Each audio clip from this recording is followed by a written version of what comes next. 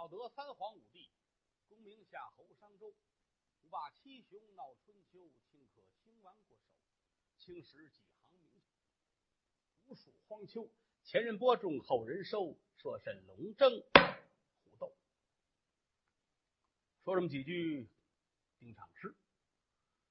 咱们今天这个故事说的是什么时候呢？离现在远点，唐朝唐僖宗年间，发生在江陵。江陵这儿有这么一大财主，姓宋。最早呢也是白手起家，干嘛呢？给人搞运输。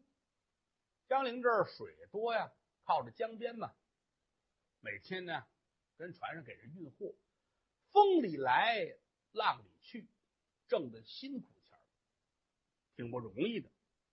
但是后来生意是越做越好，因为这个人比较厚道再后来做了几次大买卖，家里发了财了。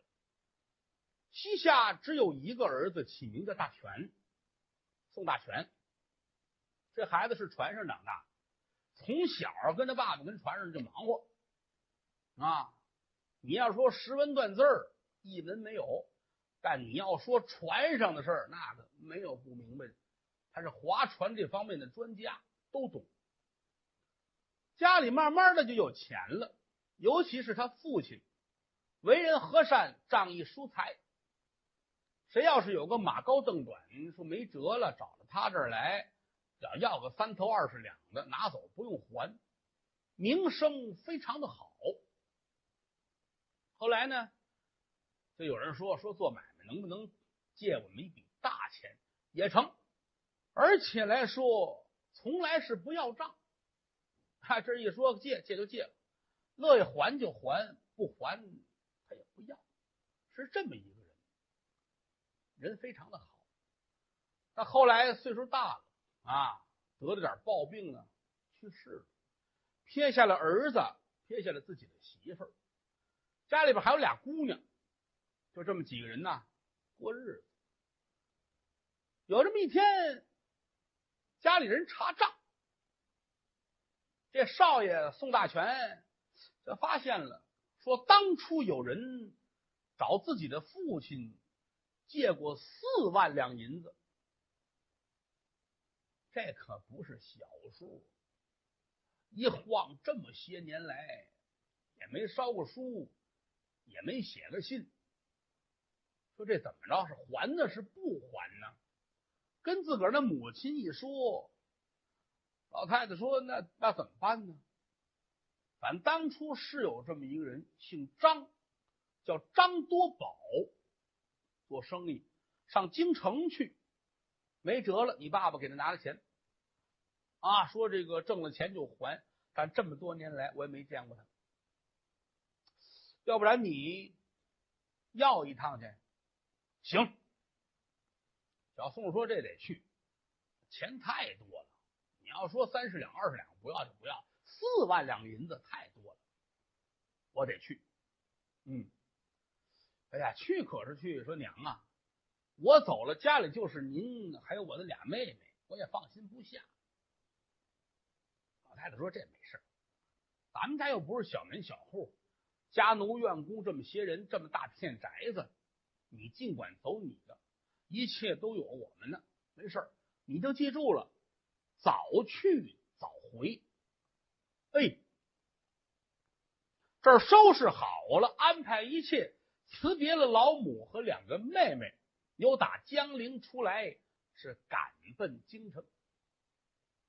这孩子没出过门，净跟家门口这儿当土财主了平时没事唯一的娱乐就在船上玩。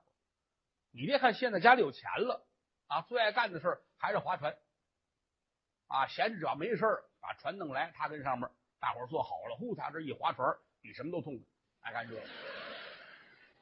由水路到旱路，一路无疏，这一天就来在了京城。果然是天子脚下，热闹非凡，东瞧瞧西看看挺好，找了一个饭店就住下来了。当天住下来，次日清晨起来，四处去找出这个有这么一个人叫张多宝。其实他这趟来啊，没指望说找到这个人要账，他的玩心比较大，老跟家门口没意思，京城可是没来过，找不着他，我自个儿溜一趟，我则当是旅游了。他是抱着这个心态，这么多年没见这个人，而且来说欠的银两太多，估计这主啊没有下落。可没想到跟店小二刚一说，我问一下，你们这儿有没有一个叫张多宝的？小二一听，嚯，太有了！您要说别人咱不认识，张多宝张大爷那没有不知道的。嚯啊！小宋一听说这主还挺有名的，他都做什么生意？哎呀，可爷您是不知道，张大爷开了很多的当铺，而且大小绸缎庄开了齐过，酒楼饭馆开了好几个，而且他能耐大，手眼通天，跟很多的官员也有来往。这么说，您认识张多宝张大爷啊？小宋乐了，我是要账来的。你讲啊，哦，你说这人这么了不起啊，这么有钱有势啊，你想不到他欠我的账。这一撇嘴，我是要账来的。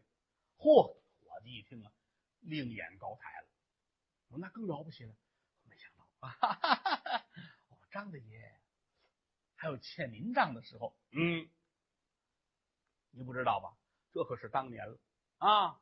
想当初他落魄之时，流落在江陵，一点辙也没有，是我父亲周济了他纹银4万两。这么多年来没见着，没想到他发迹了，很好啊！故此我找他来，前来要账。哦，是，哦，大爷您看看，哈哈，奉承呗。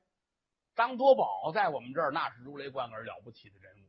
好，今儿来一位张多宝的账主子到了，那还了得呗！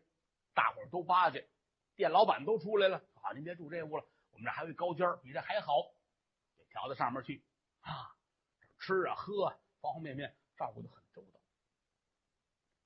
完事这儿一问说张多宝，我怎么能找着他？是再给您问，买卖太多了，而且哪家都挺大，不知道他在哪儿。我们派人去给您问，省了您扑空。您说在当铺了，您去了，他在酒楼，您白折腾。问好了，准在哪儿，我们送您去。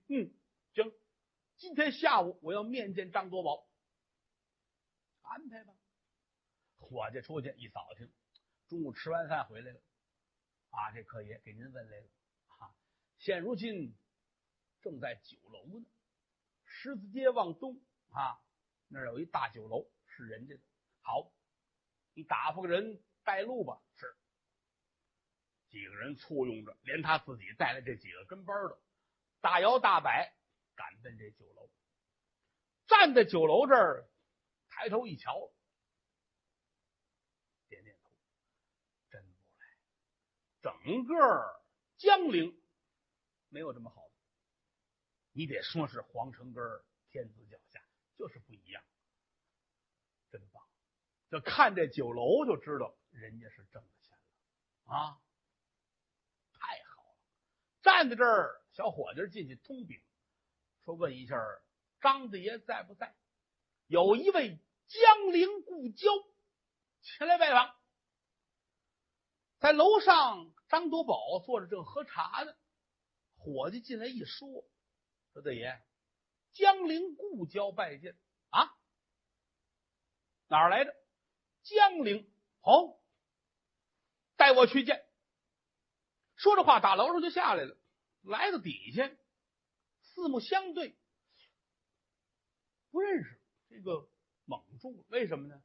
因为当初他是跟小宋的父亲打交道，那会儿他还是个孩子啊，一晃多少年，大大人不变样，孩子要说一变样，那瞧不真正，而且一时想不起来。可是看着有点模糊，长得挺像他父亲。哦，阁下，哦，您是张多宝，张先生。嗯，正是张某。您是我来自江陵啊，想当初可记得江陵宋某？说他爸爸，因为什么？当着他爸爸就这口风。好多人来借钱来，宋大爷，您看看，您借点钱拿走啊！您看看，我们也不知什么时候还，我们给您怎么打？嗨，行了，你就记住了吧，江陵宋某就行了啊！以后我没辙到你那儿，你管我口饭吃，老这么客气说这话。所以说一说江陵宋某，张多宝眼泪都下来了。哎呀，那是我父亲。哎呦，孩子你好。哎呀，快进来，快进来，让到了里边。来呀，上茶，茶水呀、点心呐、瓜果梨桃摆了一大桌子，坐在这儿。哎，孩儿啊，你父怎么样？我父去世了。哎呦，顿足捶胸。哎呀，我的老哥哥呀，想当初江陵一别，就再也没见过。实指望弟兄还有相会之期，不料想他身归大事。哭了一通。这儿劝吧，你别难过了啊，想开点吧，也没受罪啊，得了，挺好。这儿说完了啊，聊了一下午，说天可就快黑了，来呀，大排宴宴。就在酒楼最好的一个大包间里边，整个桌子上都摆满了这菜，里3层外3层，吃不过来。那意思是让你看我这颗诚心。酒席宴前，张多宝吩咐一声：“来呀，去至行院之中，叫几个美女前来。”你看这谁，小宋虽然说有钱，但他是土财主，他老跟江陵那儿待着，他没见过这个阵势。尤其到了京城了，这帮姑娘，你想一想，那一天到晚眼睛里出入都是什么人？气质也不一样，鱼贯而入。哎呀，左边坐仨，右边坐俩，身背后还坐着俩。这一唱歌一弹乐器，哎呀嚯，小宋死的心都有了。哎呀，怪不得人人都想上京城呢，原来如此美妙。这儿喝着酒，吃着菜，有美人弹唱歌舞。酒席宴前，张多宝不住的回忆，想当初你父对我呀是怎么个好法儿，怎么个好法儿啊！这么多年来一直没回去，我也没想到老哥哥就去世了。哎呀，想到伤心处就哭，大伙儿又劝，一会儿喝酒又高兴了，足折腾这么一晚上。到晚上安排他睡觉，一进屋一瞧啊，好，又给安排了2个美女啊，都是京都比较不错的名妓，说奉了这个张大爷之命来陪寝，跟您一块睡觉。嗨呀，小宋心说，我这就是皇上了吧？啊，哪想到有这么好的待遇呢？次日天光大亮，起来这儿漱口洗脸，有人把早饭给准备齐了。吃完了之后，心说昨天对我这么通好，可是没说什么时候还钱，而且人家对我太好了，我也不好意思。你说吃着喝着，这两边唱着歌跳着舞，我再问人家你多得还账，说不出口来。可是自己来这趟是要账来的，哎呀，这可怎么办呢？想了这个事儿啊，座屋正坐着呢，伙计进来了。宋爷，怎么着？那个张大爷来了，说要请您一块儿出去游玩一番。好。说着话，人家可就进来了。贤侄，张大爷，别这么客气，叫叔叔就行。哦，叔，这个休息的好吗？还行啊，我这个起晚了，我应该去拜访您。你这么不一样，你是娇生惯养，早晨也没让他们早起喊你啊。我这个是做生意人呐，劳碌的命，这不嘛，我一早就起来了，忙活半天。我说听他们说你起来，我这赶紧过来了。这个今天打算上哪儿去玩啊？我不认识，我哪儿都没去过。您看看，反正我出来就是看看、散散心、见识见识。成。那今天咱们出去转一圈，我领你看一看。成，咱们走。由打这儿出来啊，两个人骑着马，三街六市这么一通一溜，无论到哪儿，大伙儿都非常的尊敬。哎呦，张大爷来了啊！各位好，这是我一侄子。哎呦嚯，还是大爷您好。满处一转，又到自己的这几个店铺都看了一看，只要说这一路上小宋喜欢什么，这就吩咐拿，给拿溜到珠宝市了。一瞧这儿卖珠子，卖这个卖那个，看上哪件了都不用说话，张督宝一努嘴，给，马上就拿出来。好，就这一天所得的东西是不计其数，不管是衣服、靴子、什么帽子、首饰、小玩意儿、应用之物，连小吃零食，弄了3车回来，往自个儿住这地儿屋里边这么一放，晚上往这一坐，自个儿都觉得不合适。你瞧这叔对我太好了，你看啊，都是人家给我弄的啊。走到卖帽子，我一说喜欢这好看这新样子，我们那儿没有，好给我拿了10顶啊。靴子铺，我一说这靴子好，给我拿了2双靴子，这个太疼人了。可是又一琢磨，他憋着要赖账吧？当初欠我们家4万，这2天连吃带喝，而且买的东西也不到1万两银子。可是现在来说，这个事儿很难讲。人家对我这么好，我怎么抻这茬儿啊？是不是显得我就外道了？哎呀，不成，明天我得提这茬了，要不然我这什么时候算一站呢？对，到了晚上吃饭，花天酒地，夜里边要打发几个美女来陪他睡觉，跟昨天待遇都是一样的。转过天来，清晨起来起得很早，小宋坐在这儿一琢磨，不成，今天我是一定得提这个茬儿，否则的话我没机会。而且天长日久老这样，过几天一说，人家告诉我，好，你这些日子连吃带喝花了400多万，这怎么弄啊？不是事儿。中午吃饭的时候呢，好几次要说话没说话，这叫做欲言又止。张督宝就瞧出来了，也没识这茬儿。吃完了都收拾完了，这儿沏上茶往这一坐。贤侄叔，你有心事，我没有。孩子，我比你大这么些岁啊，见识也多一些，终归你还是个孩子，心里怎么想的你就怎么说有什么抹不开的呢？没事儿，你上京城干嘛来了？我就是玩一圈儿。没事就玩一圈儿。你要不好意思说，我可说了，您看你没什么事儿。我呀，得感谢你父亲。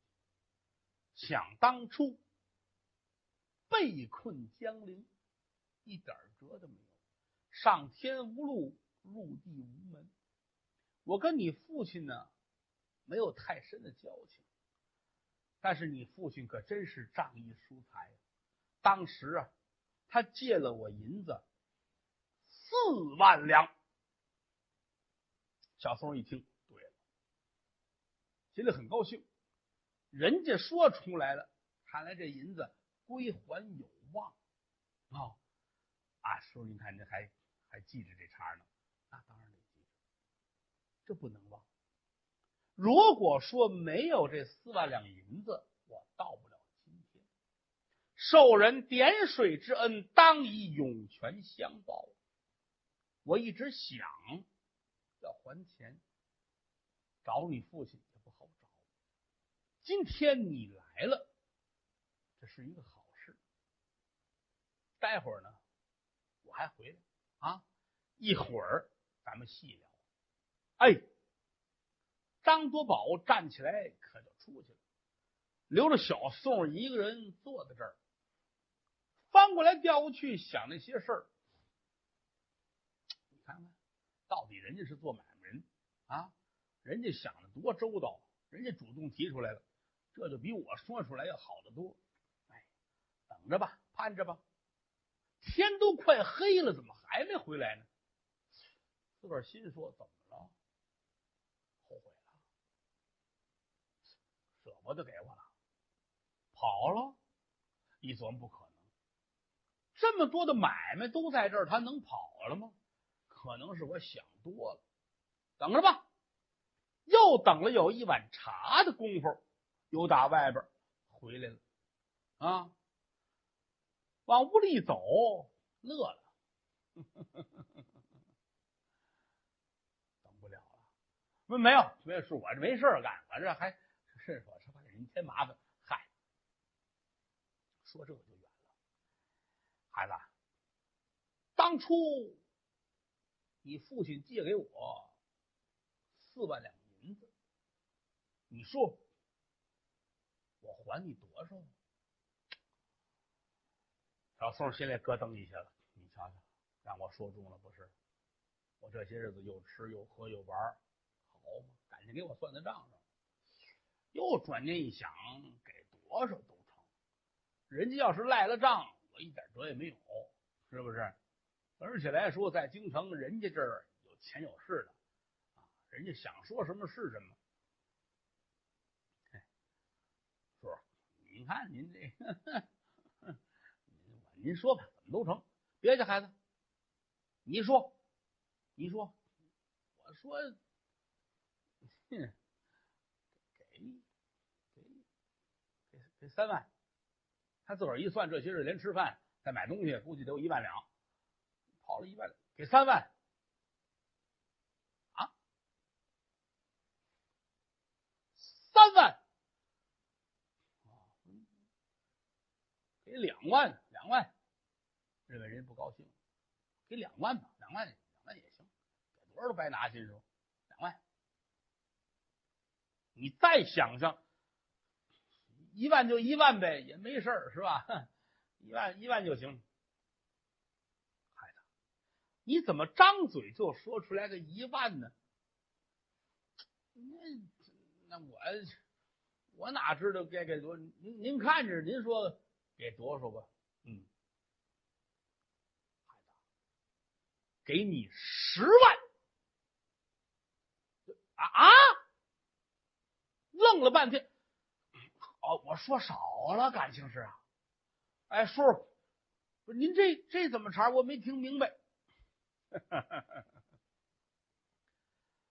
儿啊，当初给我4万两银子，我拿这个钱进京城做的生意，不能白拿，有利息。按利息本利算来，应该是9万多一点儿。而且来说，念在你父对我这一片恩情，咱们凑个整儿，我给10万。第一，这些年来是因为山高路远，给你送去不便，我真怕路上出事儿。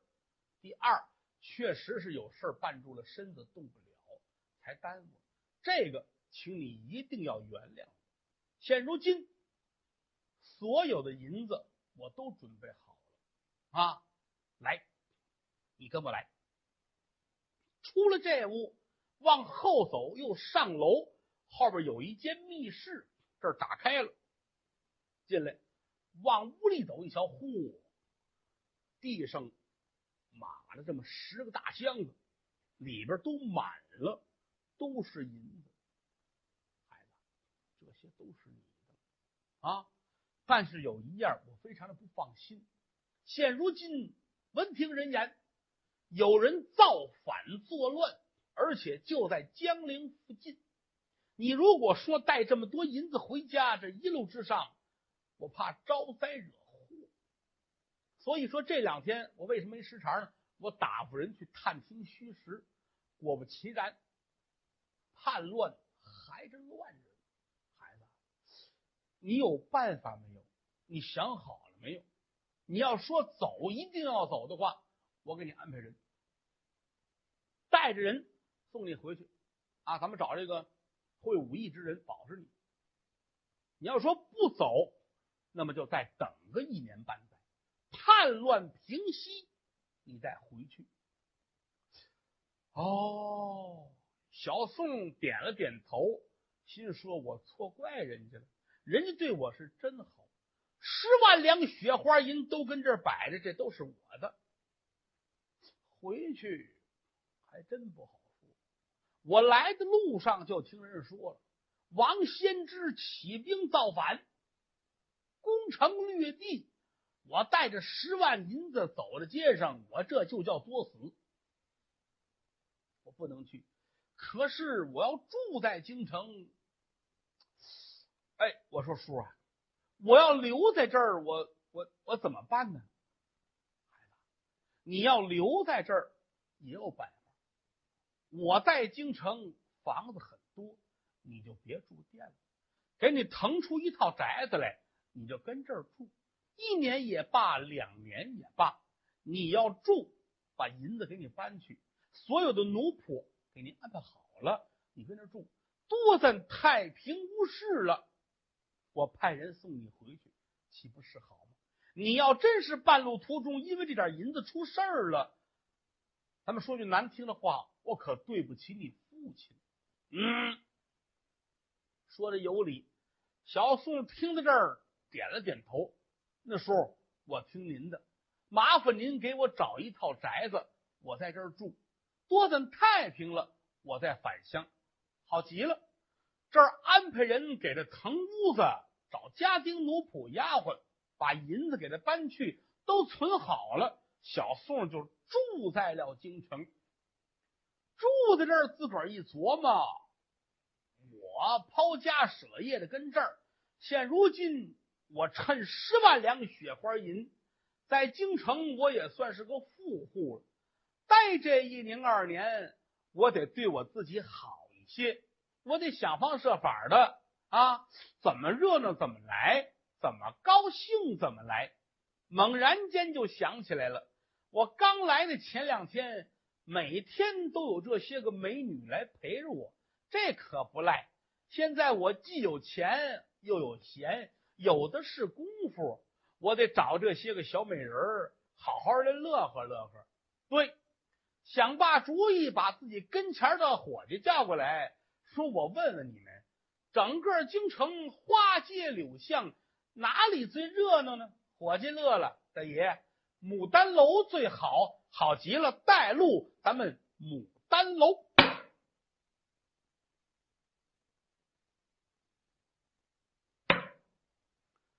金谷奇观，接眼前文。上文书咱们说到小宋京城要账，要了这么10万两银子，因为路上不太平，故此住了下来，想过个1年半载的，要是好了再回去，免得路上出事儿。一切都安顿好了，闲着没事儿，自己想逛一逛花街柳巷。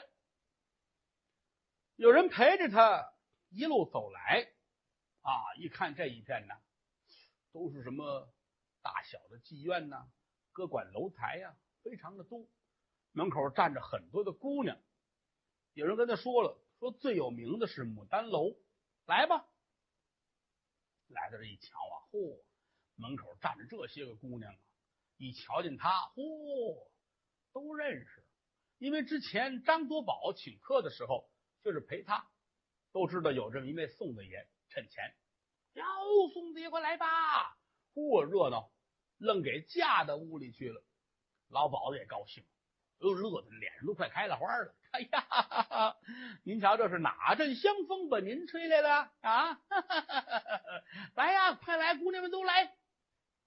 整个牡丹楼合着就为他一人开的，这些姑娘全来了，都宗到身边喝酒啊、聊天啊、划拳呐。哎呀，打心里边这么高兴，有点意思。要照这样的话，我回不回去也无所谓了。这简直就是人间的天堂一般。那么简短结束，一晃在京城住了将近快3年了。有这么一天，一查点，说我这10万两银子还有多少？一看呢，花了一半了，还剩下5万两。不成，我不能再花钱了。家中老母还盼着我，我一出来这么多年没回去，他们也不放心，我得赶紧回去啊，别让老母惦记着。走，可是要是走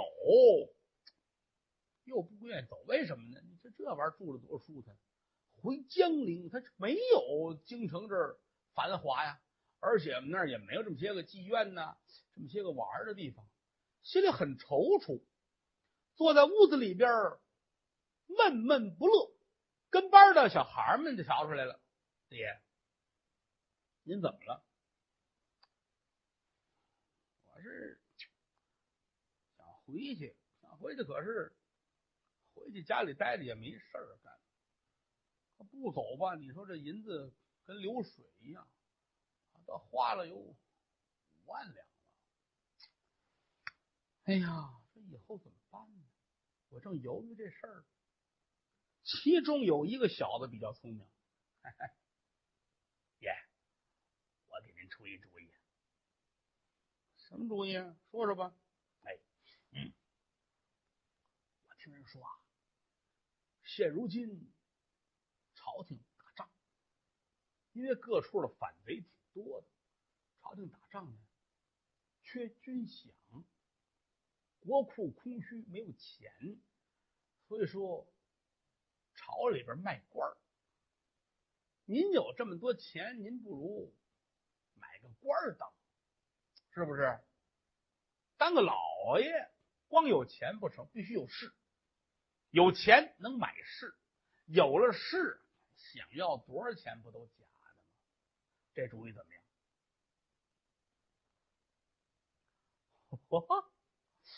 这我没想到啊！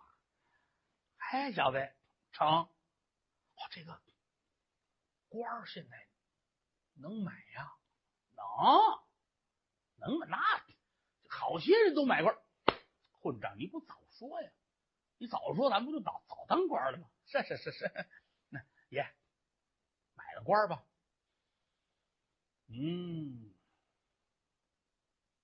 买个官。哎呀，哪儿卖呀？难道说有这个店吗？您怎么了？买这个还有商店里边买没有？您糊涂啊！您找张多宝啊！这张叔他能办这事儿，他怎么发的财？不就靠着跟上下勾连吗？好些人买官都通过他。嗨，您一说就成。你看看这事闹的。好，你们去问一下，看我叔今天晚上在吗？要有功夫的话，吃个饭，一块坐一坐。酒席宴前我说这事儿。小子出去了，待会儿回来没问题。张爹说今晚上没事，本来有一饭局，听说您有事给这推了，您去吧。天一擦黑这就去了啊。这一进门，张多宝乐了，怎么样，孩子啊？听说你天天挺忙啊，哪儿都去。我没事干，我这瞎忙。坐着，爷俩对坐喝酒。酒过3巡，菜过5味，我跟您商量点事儿。我老这么荒废着也不是事儿，我想买个官当，您看成吗？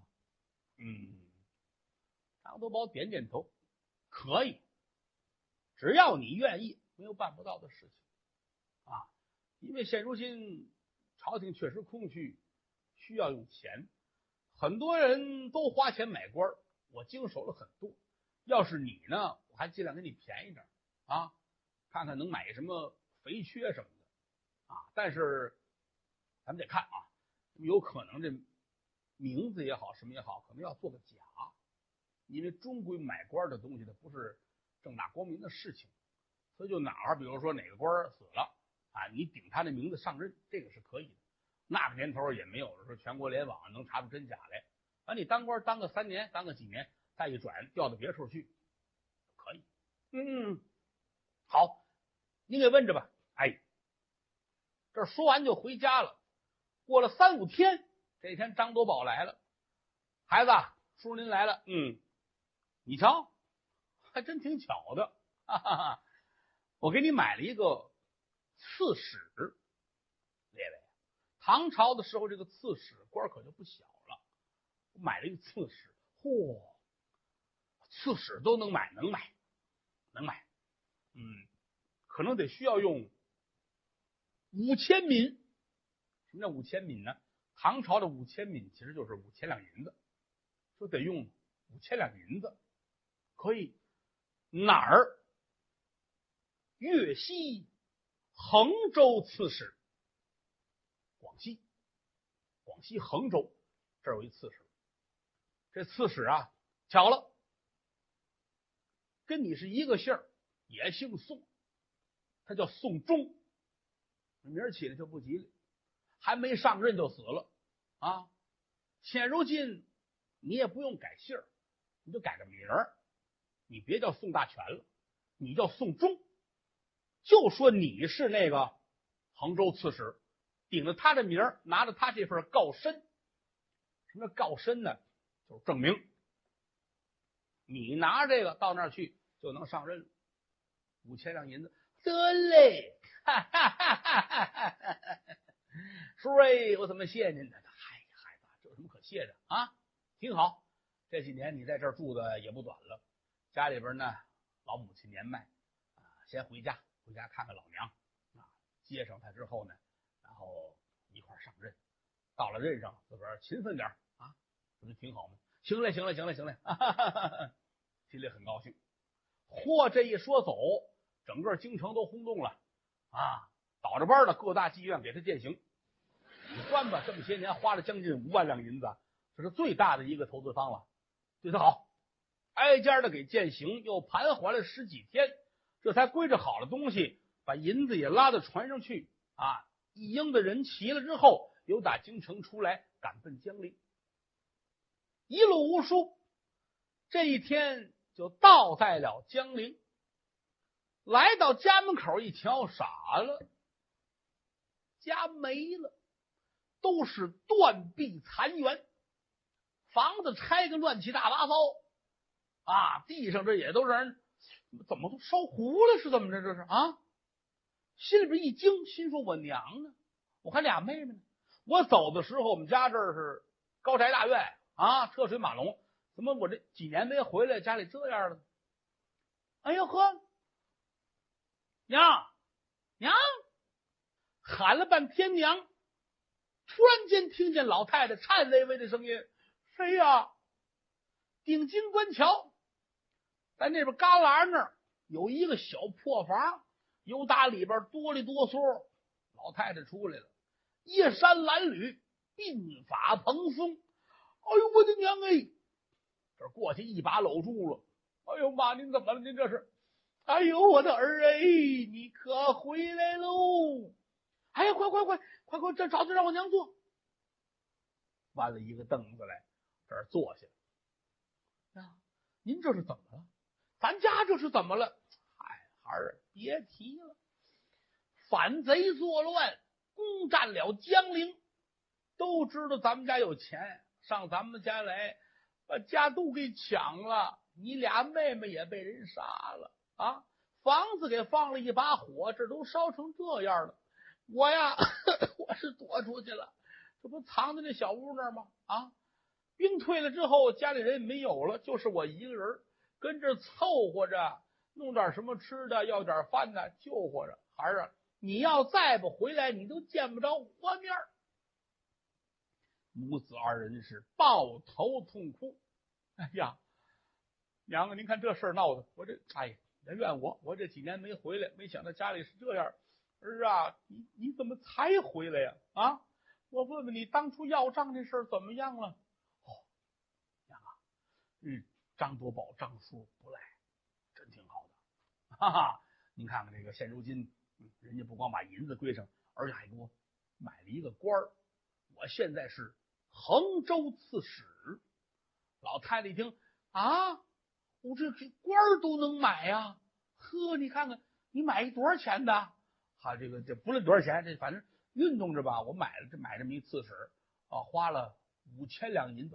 哦呦嚯，行，那咱们到任之后就得当赃官了啊！你当清官回不来这本儿。是娘，这不着急，咱到时候再说啊。哎，来呀，看衣更换，把自个儿做官的这身衣裳拿来啊，戴上纱帽，穿上了官服，束好了玉带，把老太太扶那儿，您坐好了，我给您磕头。这磕了3个头，老太太欢喜的都不行了。哎，行了，虽然说家没了，但我儿子做了官了，日后这个家还能再起来，现在非常高兴。说这地儿啊，也别待了，家里其实这样了，也都烧了，房也都给挑了，家具都没了，俩妹妹也死了，钱也抢了，这个地儿咱就不要了。就这么着吧，娘啊，您跟我广西上任。安排着给老太太洗了把脸，换衣裳，归置好了，还有点应用之物，其他的全都扔了，上了船，要赶奔衡州。过长沙，入湘江，这一天来在了永州地面啊，天可就快黑了。现在说钟点在下午5点来钟，这个官船拢岸，系好了，把船呢系在哪儿呢？岸边有一棵大树，这树挺大。艄公说：“咱们这个船呐，就停在这儿，把船系在大树上，跑不了啊。而且一看，这个山上有一座大佛寺，老太太挺信这个，来吧，逢庙烧香，遇见佛咱们就拜。咱们家到今天啊，多亏了我佛慈悲保佑着，咱们进庙烧香，晚上回来船上睡觉。哎。”娘俩下来，随从们都跟着来到大佛寺。和尚们一听有过境的官员啊，哪儿？粤西衡州刺史打此经过，进庙烧香随喜，赶紧迎出来了。都客气极了，钟鼓齐鸣啊，迎接送的人来到里边大雄宝殿，伺候着老太太磕了头，烧了香，这儿扶着又出来，下山，在船上睡觉。夜里边起了大风了，好家伙，风这大呀，可以说不次于龙卷风啊！到最后到什么程度？这个拴着船的这棵树给来倒了。这树很大，但是因为年头太大了，这个树根呢从土里边已经露出来了。倒了之后，奔这船就来了，咔！愣把这船给砸翻了，船底儿都碎了。嚯！船上都睡着觉呢，呜嗷一下全起来了，坏了，了不得喽，出了事喽！救人吧！有几个不会游泳的，拿水冲走了，船上东西大部分都掉水里边了，而且风浪太大，什么东西都没了，赶紧抢救吧！哎呦，了不得了！老太太先救出来啊，又把小宋救出来。大伙说这怎么办？上山吧！啊，上山！来到山上，咣咣咣砸这庙。哎呀，和尚说这谁呀？大半夜的，开门吧！哟，这不就是来那大人吗？请进来吧。衡州刺史您这是怎么了，大人？嗨，你别急了，我这今天那风太大了啊，船翻了，这不都要了亲命了？赶紧弄老太太吧！赶紧进来吧，找一间禅房，安排老太太跟这儿住去。哎呦，就这一晚上。老太太发了烧，本来之前呢就身体不太好了，岁数也大了，受了一番惊吓，后来又吃不上喝不上，身体不成啊。这一次出来半截这船又出事了，老太太这病很厉害，到天亮浑身发烫，神志不清。说这怎么办呢？赶紧请大夫吧，请吧。走马灯一样的换大夫，但是回天无力，4天的功夫，老太太死了，干了。这怎么办呢？哎呀，小宋这通哭啊，娘啊娘啊，嘿嘿，实指望您跟着我，咱们去上任，让您享荣华受富贵。谁料想现如今行至永州，出了这么档子事儿，你说这玩意儿怎么办呢？这个啊，哭了一半，而且茶点的身上的钱没有了，因为当时传一番这些东西都扣在江里边，而且顺流而下，都不知哪儿去了。不光钱没了，那张告身也没了。咱们说了，告身啊，就是这个官的凭证，打京城出来得带着这么一份，无论到哪儿，你看看，我这是奉命出来的啊，各部门的章都在这儿了，我是什么什么官，你得凭这个才上任。但这个在江水当中冲走了，这怎么办？也没钱也没辙了。一块儿来的这些位一瞧啊，哥哥兄弟，咱们别跟这儿耗着了，咱们跑吧。今儿走一个，明儿走俩，2、3天全走了，就剩下老太太的尸首，还有这位没有文凭的刺史。哎呦，趴在这通哭啊！和尚也劝我说：“宋大人啊，大师傅，您这老哭也不是事儿，想想办法吧。您看看这个怎么罚送啊？”我说：“是啊，我现在我是身无分文，我一点辙我也没有了。你看看吧，替本官想个主意。”哎，是你看看，咱们这地儿是永州，永州最大的官是州牧啊，永州牧，您去求一求州牧大人。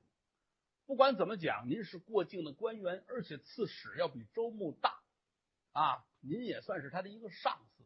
虽然说不是正管，但按级别来说，他比您差着啊。您去跟他说一说这个事情，看看他能不能帮忙。哎，好，那我现在我也没有跟班的，你们派几个人跟着我吧。哎，好，当得奉陪。走到永州街上，谁看谁乐。4个和尚啊，带着一官老爷，你看他什么都丢了，这身官服没丢啊，穿戴齐整。一边啊，俩和尚陪着他走到街上，大伙儿都纳闷，这是个什么官员啊？出门不带着跟班，不带随从，带4个和尚，这个了不得，道法无边，这是也没人明白。来在了永州牧这儿，来到衙门口，跟人一说现如今呐，我们这个衡州刺史因故耽搁在此，而且老母亲丧了，所以呢，希望你们能帮一下忙。州牧大人一听，赶紧接出来了啊！来到外边一看，嚯，这位大人气宇轩昂，撇着大嘴的，穿上打扮是个官，一看这脸上很憔悴啊，看出来很难过的样子。尤其是身边跟着4个和尚，老爷没闹清楚这是什么官啊？难道说朝廷新改规章制度了啊？做官的出门得带和尚，也没闹明白。进来吧，让到里边啊，这儿现查。一问您怎么回事？我这个现如今呢是这么档子事啊，行走在这儿呢，要到衡州去上任，不料想出了点的事情，船翻了啊，老母呢也死在这儿了。我是过境的官员，咱们看在同朝称臣的份上，你要帮助一二。哦，好的，好的，好的。永州牧知道，虽然说不是正管我，但是比我身份要高一些，不能不管。出了一笔丧葬的费用，把钱给了。另外呢，又给了一些盘缠银子啊。现在是用不上你，日后呢，万一有朝一日到衡州，或者是您在升迁的时候呢，对我们会有一个关照，是出于这点私心管着他。这儿都安排好了，带着银子回庙。他说有一好处，超度老太太不用单找和尚了啊，这一屋都是和尚，念经吧。念完经之后，找一个地儿把老太太就给埋了。回来之后，坐在屋子里边，小宋一琢磨，这还不成？怎么呢？按当时的规章制度来说，母亲或者父亲去世了，做官之人必须叫丁忧。什么叫丁忧呢？就是你当官，本来你做官做的挺好啊，但是家长去世，不管是父亲还是母亲死了，你必须守孝3年，就这3年不能再做官了，回家上坟地那待着去，看3年，3年之后再去做官啊。如果说你不这样做的话，被朝臣们知道了，上书跟皇上能告你的状，因为这个判你几年啊，跟假的一样。只有一个办法，必须是皇上出头，说这3年你不用守孝，因为朝廷啊太需要你了，你必须得回来。这个还有俩字的评语，这叫夺情，奉旨夺情，就是奉皇上的旨意夺去了你人间的这种真情啊，你不允许再守孝。可是整个的来说，没有几位能夺情的，你没到那个身份，你必须说是权倾朝野了，你是丞相了，或者是大阁老了，皇上离不开你还行，你这个没人识茬。所以坐在屋里边一琢磨，我这算要了命了。怎么呢？首先说我没有银子，而且来说我现在我这是丁忧啊，母亲去世了，我得守孝3年，不能再当官。如果要想再当官的话，就得3年之后还得进京去补这些个文凭，而且现在来看，没有1万两银子就下不来了，你得重新去铺道去买这些个事儿。哎呀，我这怎么办呢？一点辙都没有，天天跟庙里这儿白吃白喝，开始还成，到后来和尚们就不爱看了，哪儿的事儿去啊？什么都干不了。合着您这上任途中就赖在我们这儿了，你没上任直接就转业了，这不成。和尚不爱看，不爱看，后来开始吃饭的时候还叫他，再后来吃饭都不喊他了，有时吃完饭人才撞钟呢。庙里吃饭撞钟，咚咚咚，钟一响，大伙儿去吃饭，改章程了。大伙儿吃完了，咚咚咚一撞，他去正赶上刷碗，心里挺恨啊，跟和尚们说：“你们不能这样对待我啊！我好歹我是个官儿。”和尚们也乐，是您是大人，您别着急。德义姐，您现在您这官您得上衡州去，您在这儿当那门子官是不是？不是，我这不没辙了吗？没辙，您想辙呀！我想什么辙呀？我这是啊，拆对来半天，干脆我呀还找永州牧，还跟他说这事儿去吧。好，又去了，这回连和尚都不跟着了。和尚多聪明，不跟你去了哈。上回还成，这回去不值当的了。孤身一个人来到衙门口，往里边就闯，人家拦着，嗨，你找谁去？我本官，你好好说话。不是我这个，你看看我是官儿，这个衣服倒是像官儿，但是这些日子穿的都褶子了，而且跑里跑外的，这都撕了，还崩了块补丁啊，脑袋上那帽子也都是土。你看哪官这样？本官要面见永州州牧，我是衡州刺史。啊，当初如何，把这事一说，衙门里有人知道。对，之前是有这么一个茬啊，您等着吧。到里边跟老爷一说，州牧很不高兴。过境的官员，又不是我的上司正管，之前念在同僚，厚葬了你母，而且我也给了你盘缠路费，你就走就完了吧？你怎么又来呢？啊？你来我也帮不上你的忙，我为你老花钱，这可不值得。跟他说没有时间，不见。人家出来一说，大人您回去吧，该干嘛干嘛，不见。哎呀呵，本官你别本官了，您快走出去，外边说去。哎，出来之后自个儿站在街上很懊恼，本官怎么落得如此下场啊？永州牧你怎么就不见我呢？心里很难过，衙门口也不回去了啊。抱着肩膀蹲着衙门口那儿蹲着，来往的老百姓都纳闷，这是个什么官啊？怎么这样呢？啊，大伙儿都不明白。哎，转天跟着门口，正好赶上永州牧出门，这儿坐着轿子一出来，他拦住了，且慢，本官在此有话演讲。啊，坐轿里这老爷这气，谁呀？这是这昨儿来那个，哎呀，真岂有此理！乱棍打开。乱棍打开，这么一句话，差人就明白了，就跟我走，乒了乓啷啊，把这位刺史给打到一边去了。回到庙里来，和尚一瞧啊，这是撞了钉子了，脸上都是伤啊，衣服给撕得乱七八糟的。哎呀，我说这位刺史大人，现如今您有何打算？我本官，哎呀，老爷，我劝您一句行不行？您都这样了，您就别本官的了，是不是？事到如今，您要想活下来，需要把这个官字摘下来。是我，那一看本官，我干点什么好？哎呀，反正跟您这么说啊，您要想吃饭，您就得想辙。庙里边我们是不留闲人的，您要是不能干点什么，我们这儿也留不了您。是，哎呀，那个你看我能干点什么呀？哎，大人，我问问您，您有什么手艺？这一句话让他明白过来了。哎呀，我别的手艺没有，但是我真有一样拿手的，我会划船呐。哦，不是老爷您会划船？我会划船。我划船划得好着呢。只要是船上的事，没有我不明白的。